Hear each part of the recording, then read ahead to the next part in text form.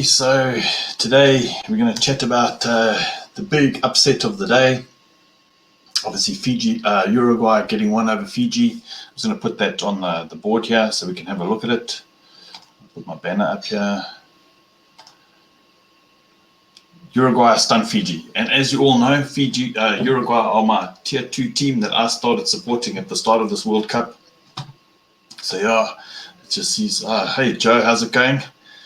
Hope you had a great day. But yeah, what a great game. I was actually looking. I watched the first half. I watched a part of the second half, and then I watched all the highlights. But yeah, I must admit, after watching the first half, I thought Fiji would bounce back quite quickly. But looking at there we see the score: Uruguay getting 30 to 27 over Fiji. I've got some of the stats. You've got to hear some of these stats. Yeah, exactly. Great upset.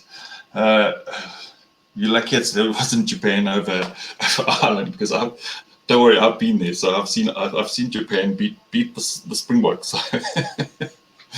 But yeah, so I've got some of the stats here, and the stats just absolutely phenomenal. I've never seen run stats like this. So the Fijians they did 175 runs for 746 meters. That is just absolutely ludicrous amount of running.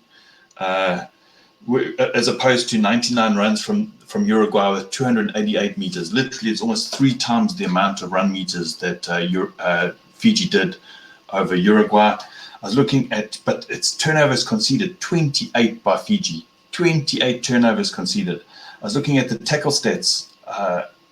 82%. It's not too bad from the Fijians. Only 73 from Uruguay, but they just hung in there. They literally hung in there. And I was looking at it, and I was going, because it was 5 tries to 2, I think, if I'm not mistaken, 5 tries to 3, and only 1 conversion from Fiji. So exactly like schoolboy stats, because it means they were doing everything right. They were offloading, they were running, they were doing everything, and it was just a Modern Bok. Welcome to the show. It's just like a lost knock on, or well, one thing I did notice, it felt like I felt like it was a little bit of white line fever that the Fijians were doing, because many times they could have offloaded and somebody would have got to the line, but they obviously all went into contact, and that just seems quite strange for a Fijian side to obviously take the ball into contact that much. But it just goes to show that doing a wholesale changes, 10, I think the 12 changes, just is not good for the continuity of a team. And yeah, I think Fiji underestimated Uruguay, and it's probably a team you shouldn't underestimate at all. So yeah, overall, I was looking at it here. Fiji had more possession, they had more territory, conceded less penalties. Yeah, one thing I did notice, I don't know if other people picked it up, but there were quite a lot of. It was quicker. I only saw it in like fleeting moments. Yeah, but do they take their kicks? Yeah, exactly. You know, so I did see a few hands on shoulders and hands around the neck.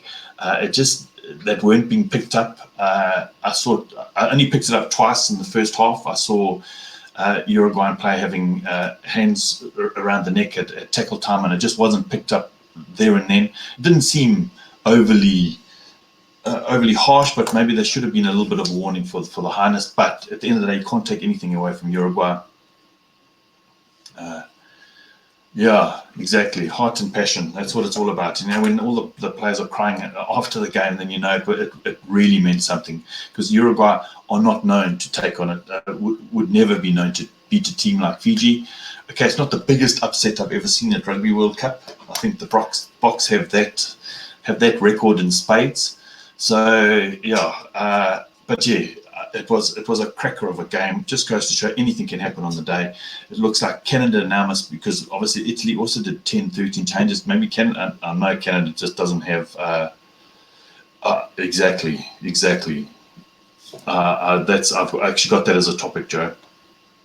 But just goes to show the preview for tomorrow. Italy versus Canada. Hey, Chief. Yeah, exactly. Well done to Uruguay. But yeah, Italy can't take Canada lying down. Not that Canada are a very good side at the moment, but yeah, you can't do the wholesale changes. They did qualify to get into the World Cup. They're not as rubbish as what we think. And nowadays, even if I was looking at the defensive lines for Uruguay, it was a straight line. Obviously they didn't have the same kind of line speed that some of the tier 1 nations have, but it was absolutely impressive the way that their line was. They were getting up off the ball really quickly. So yeah, it's all about defense sometimes, and especially with that many run meters, they had to defend. I was looking at 181 tackles. That's pretty high. That's very high.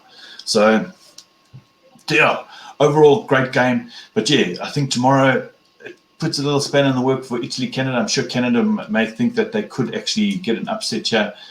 I doubt USA was going to get an upset here against England. But yeah, those are the 2 games tomorrow. I put Italy to win by 15 points, and I put England to win by 9. The only reason I did the 9 because I know that I've actually looked at the team. I can't understand why Billy Vunipola is playing every single bloody game. It just does not make sense. It really doesn't make sense. He's had too much game time, and when he gets to the quarters, the guy's going to be absolutely hammered tired. So yeah, I just don't know. I don't know why he's playing so many games. But yeah, those are my previews for tomorrow. So Italy to win by 15, and then England to win by 9. But I've got some other things to discuss for the day. Obviously, Hodge gets a 3-week ban. That's Fiji got something right. They got Hodge out, so he'll only be back for the quarterfinals. They're not going to replace Hodge. I don't think they have an outside back of his quality. So I'm sure they're just going to fill in. Yeah. Okay. Now I see Joe. Joe's just explaining why Billy doesn't get dropped, because he's the kind of player that has to play to stay in form. Just like Billy has to play to get into form. It hasn't happened yet, but hopefully it'll happen by the quarters. So yeah, Hodge gets a 3-week ban. I agree with you 100%. So he must have pleaded guilty for it, because if normally you start with a 6-week ban, and if you plead guilty, then it goes to a 3-week ban if you've had good behaviour. I think that's how the citing works, because it does start at 6 weeks or a 6-week ban and work its way down. So yeah, he's only going to be back for the quarters.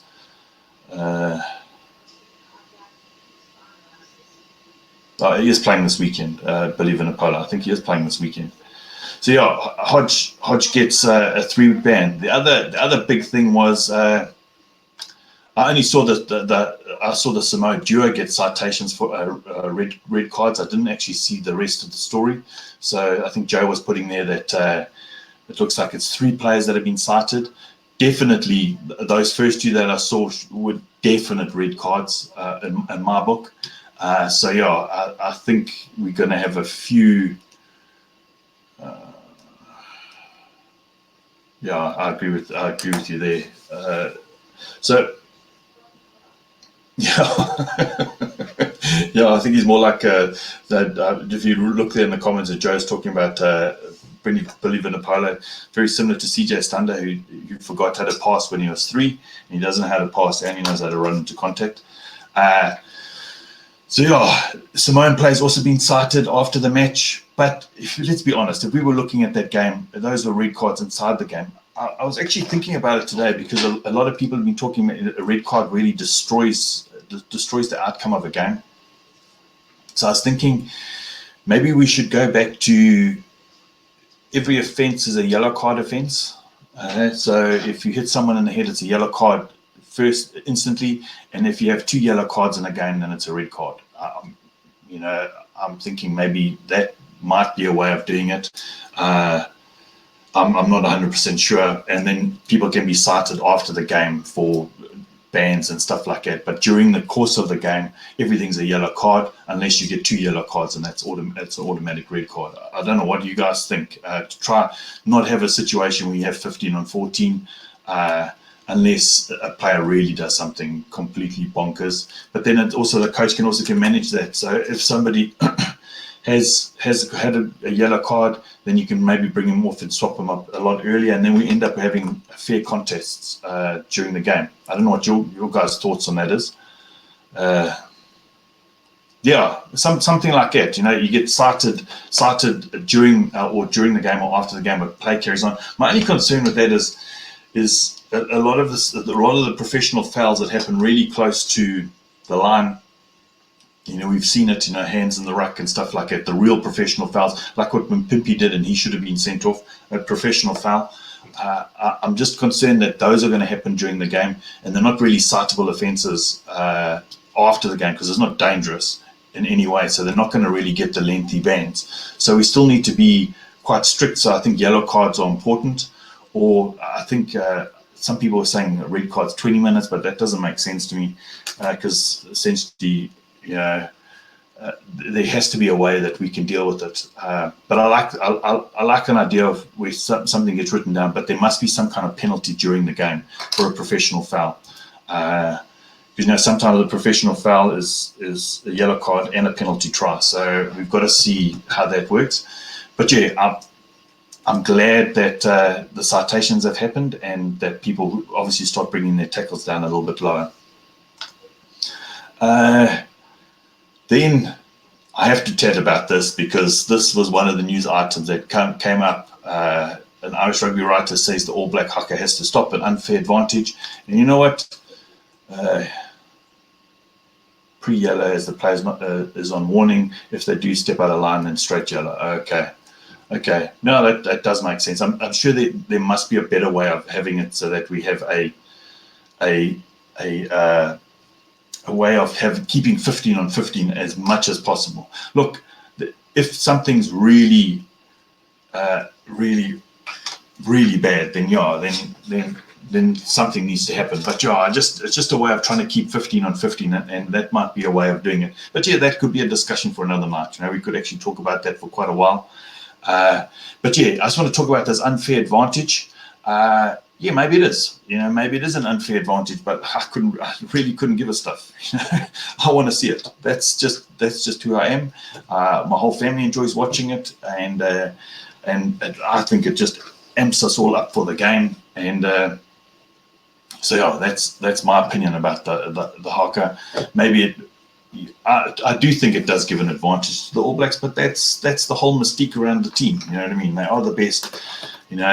Let them have their unfair advantage, and if you beat them, then it's even more, because I'm sure the feeling that you have standing in front of the haka for the first time must be absolutely. You've grown up. That's what you wanted to see your entire life, and you get to see it, and you get to play against the best team in the world. So yeah, I don't know what your guys' thoughts are on that. If it is an unfair advantage, and then it needs to stop. I think Wales did it once, where they got them to do it inside the change room. And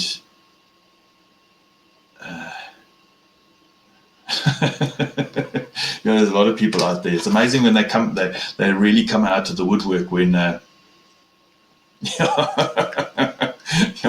a lot happening, because I just look at it and I think I enjoyed it. It's what makes rugby special, and what makes playing the All Blacks even more special. What I was going to say, Wales got the All Blacks to do it inside the change room, and then the All Blacks were probably so pissed off they came out and they absolutely smashed Wales. I think Australia have turned their back on it once, and New Zealand came out and smashed them. So I think you've got to show due respect and accept the challenge and stand in front of it and take them on head on. But yeah, I think it's complete bonkers. I think it's just clickbait. That's all it is, and I think we just leave it at that. Next one. Gotta love Eddie Jones.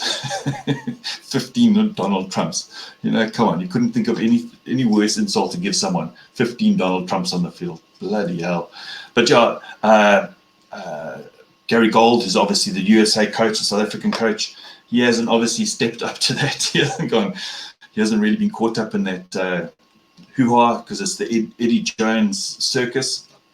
Because it happens every single game, every single big game. There's Eddie Jones and Steve Hansen, and it was Rusty and Steve Hansen. They all have this war of words before the game. Yeah, you've got to love Eddie. Eddie's Eddie. He's not going to change. he is what he is, and yeah, he's good for England. That's the main thing. I think he has transformed that side. So, but yeah, 15 Donald Trumps. Yeah, so luckily they haven't got caught into it. He is a character. We need that more. But there's a difference between Eddie Jones and Michael Checker. They're both characters, but one I can handle and one I can't. And you can try guess which one I can and which one I can't. And I'm not gonna name names, but the one that's managing his own countrymen is he's a bit bonkers. That's my personal opinion. Eddie may be bonkers, but at least he has a bit of skill. Sorry, I shouldn't be saying things like that, but that's what I believe. Let me just get rid of this. Actually, save on some bandwidth here. Next one I've got to say is this really threw me for a loop. Schalk Brits to captain the Springboks from number 8. I did bring it up yesterday. Yeah, I think so. Schalk Brits to captain the Springboks from number 8. I actually did see the team. I'm not going to talk about the team now because I really want to do a preview for this game. I think I might do 2 previews in the same show. I'm going to do Springboks Namibia, and I'm probably going to do. I will do Ireland Japan probably, maybe. I'll do that not tomorrow night or maybe tomorrow night, and then. But I'm definitely going to do Wales Australia. So I think that's the big game of the weekend. But I'm sure I'll chat about Japan, Ireland, because I think it's a really big game. And going up, we are Wales Australia. But going on today's performance from Uruguay, all bets are off. You really can't just pitch up on the day and think you're going to win.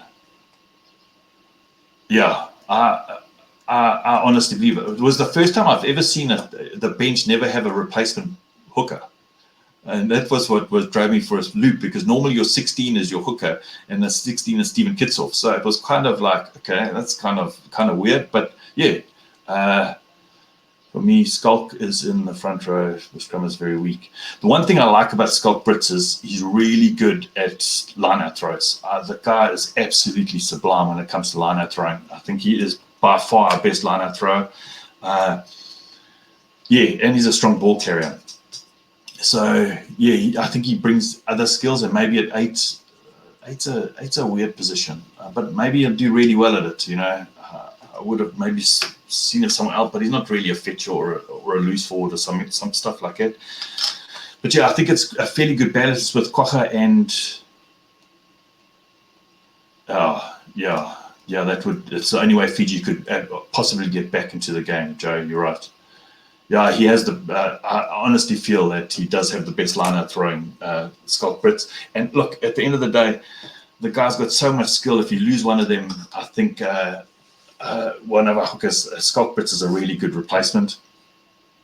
And then the last thing I want to chat about this evening is this one, and it's a little bit harsh. Because at the end of the day, we were going into this World Cup, and we honestly thought Andre Pollard walked on water, and he was the greatest thing since sliced bread. And and now one game, and we just turn on him. I'm sorry, there still isn't a better. Yeah, that was when he played for the Chiefs, not Chiefs, for the Cheetahs. Yeah, he had all the lights on the top of the stadium, and they used to change colours and stuff like that. Yeah, he has been known to do some bonkers things, but hey, I think the Cheetahs were good in those days. So let's see. But yeah, I just want to say that one game, we shouldn't judge a person on one game, and they're entitled to have. And Andre Pollard didn't lose that game for us. There were a lot of reasons why we lost that game, and he another clickbait kind of thing. But a lot of social media posts have 100 Pollard. But let's be honest, guys. Do we have a better 10 available to replace him? No, we don't. So why put all this additional pressure on him when, exactly a bet against the best team in the world? Let's be honest here. At the end of the day, when we drew in Wellington, when he did that last kick under absolute pressure, we thought he was great. But one little game. At the end of the day, Faf and Andre we know are better than the game that they had on against the All Blacks. We know that they are better than that, and that's just it. And the next time we meet them, or the next time, we'll be a lot better. Too critical 8 times. Pollard's the best player. Yeah, you know. I agree about Villy, and you know, I thought he would play himself into form, but he just doesn't seem to have played himself into form. Either we got to look at Gelant this weekend, this next game, see how he plays against Namibia, and maybe give him a try up against Canada, and hope maybe even play him against Italy. I'm not 100% sure, but you know. Faf is absolutely key, but at the end of the day, you know, we can't look at it and just throw away these players just because they had one bad game. Please, you know, come on, cut them some slack. You know, at the end of the day, you can have two, three, a bad game and maybe 2 okay games out of 10, and that's generally pretty good. At the end of the day, you've also got to rely on the players around you. Our problem was that we had a bit of an issue at 9 and 10, which can cause issues. Which can be a bit problematic. Generally, always your 9 generally playing really well, your 12's playing really well, and really lifts up the game with the 10. So yeah, we've really got to just cut them some slack. You know, and I'm sure the same happens in Ireland, and the same happens in New Zealand.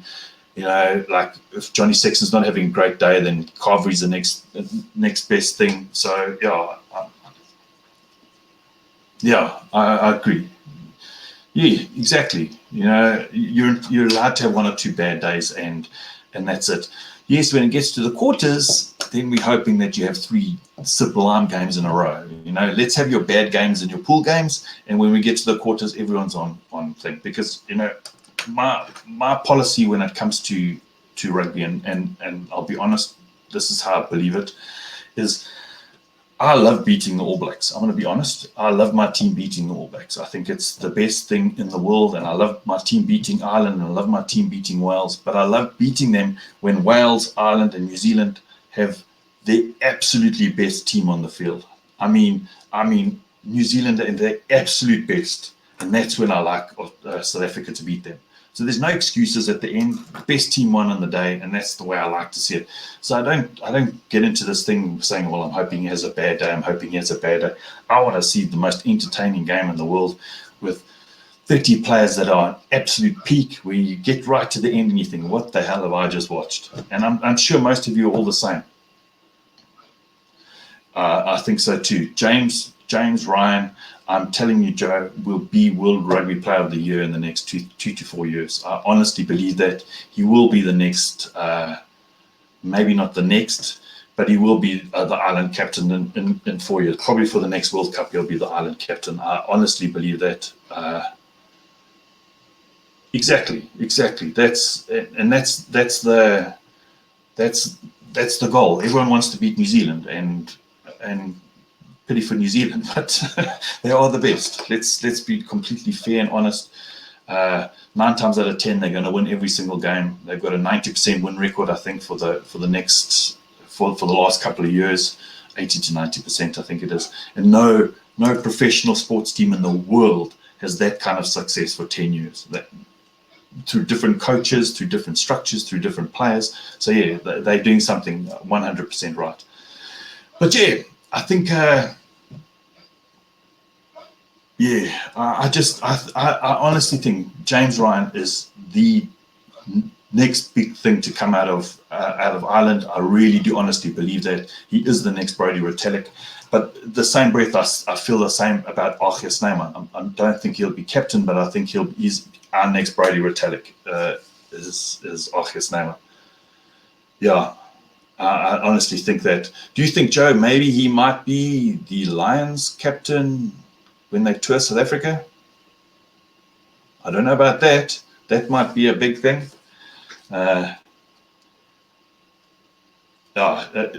He has to be the best coach. That's probably in living memory. He has to have been the best coach. The guy has an absolute win success rate that is bar none the best. But yeah, you see, you know, guys, I make some advertising on my channel and stuff like that. But I'm actually putting all that money away to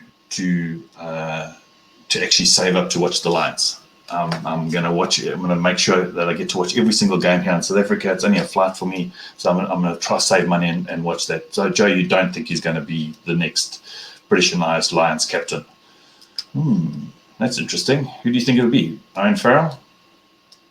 Maybe, but they normally choose. He normally chooses a different kind of player, not normally one of the real top performers. Yeah,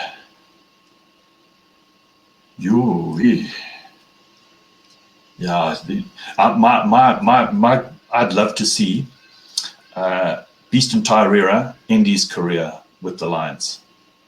He started his career at the Lions 12 years ago, and it would be nice to actually see him end his career playing his 150th, 130th test or something like that against the Lions. I think that would be amazing.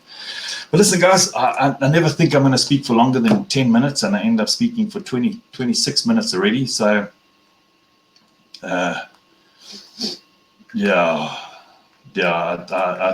not 100% sure about that, because he's obviously not going to be coaching in Wales anymore. So he's obviously coaching in the Chiefs. He's coaching the Chiefs down in New Zealand, because I've got a feeling maybe he's obviously eyeing the All Blacks job at some point, but I don't think he's going to get it. I think they're going to go internal and probably go get the Crusaders coach to go join the coaching staff for New Zealand. That's what I think. But yeah, guys, that's my show for today. Tomorrow's show is going to be not at 6 o'clock. I normally have my 8 o'clock show on Thursdays. I'm just trying to confirm who's going to be joining me for the 8 o'clock show. So it's normally a longer show, and that's normally my show that I do once a week, and it's just for the World Cup. I'm doing these daily things. So I'm just trying to. Thanks, Bran. So son of the Lions announced 2 months ago. Yep, no mention. Okay. So I want to. So tomorrow is going to be my main show, and it's going to be my main show going forward. So even after the World Cup, I'll have a Thursday show, and I'll always have a guest. I've actually got quite a nice guest for next week for my show, Thursday show. I've got, I don't know if you guys follow the Rugby Analyst, real great English supporter. I think he's got a really nice YouTube channel I've been following for quite some time. And I've got him on, and we're going to specifically talk about England. So it'd be nice to actually get a point of view from a true English supporter. And same as always, we're always positive about rugby. We're always positive. We try not to bash players. We try not to bash coaches and stuff like that. And so it'd be nice to actually have him on the show tomorrow. And so it'd be nice to have him on the show next week. So I'll put it on tomorrow when I do the show. I'll introduce everything. So next week we've got Rugby Analyst coming into the show, and tomorrow will be my main show at 8 o'clock tomorrow night. But I'll put everything up to.